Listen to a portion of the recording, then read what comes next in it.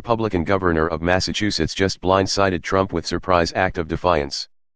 President Trump's refusal to halt the separation of innocent refugee children from their families when the immigrants cross the border has resulted in a rift in his plans to send National Guard troops from states around the country to patrol the border. Surprisingly, the first governor to reverse their decision to send their state's National Guard to the border in reaction to the issue is a Republican, Massachusetts Governor Charlie Baker. According to the Boston Globe, Governor Baker today announced the reversal of an earlier decision to provide assistance to the Border Patrol mission to protest the administration's cruel and inhumane policy separating migrant children from their families. Massachusetts was planning to deploy a 72 Lakota helicopter and 2 military analysts to the border where they would operate with members of the Arizona and New Mexico National Guards prior to today's announcement. "It's cruel and inhumane, and I told the National Guard to hold steady and not go down to the border period," Baker said.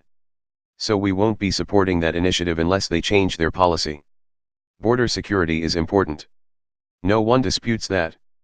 But separating kids from their families is not," Baker said. "They should change their policy. I'm hopeful with the voices that are coming out at this point and making that case that they'll consider alternatives to deal with border security." The defection of a Republican governor from the Trump administration's Border Patrol initiative, albeit one from a generally progressive New England state who is up for re-election this year, demonstrates what a political liability Trump's heinous and immoral immigration policy has become. Governor Baker's Democratic opponent in the upcoming election, Jay Gonzalez, said that the move shows that Baker should have never offered our states resources to enforce Donald Trump's inhumane immigration policy in the first place.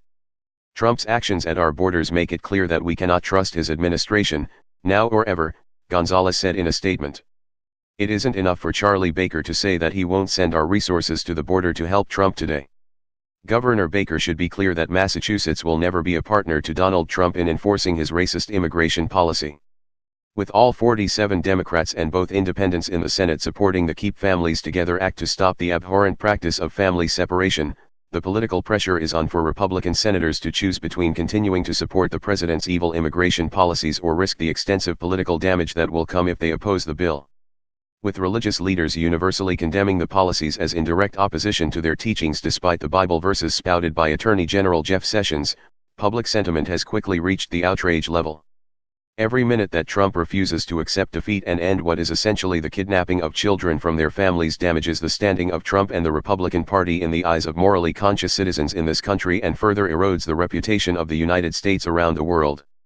Hopefully, the governors of other states will follow Baker's examples and pull their National Guard troops from the Border Patrol efforts to exert further pressure on the administration to return our immigration policies to where they were before Trump decided to arbitrarily institute this loathsome practice.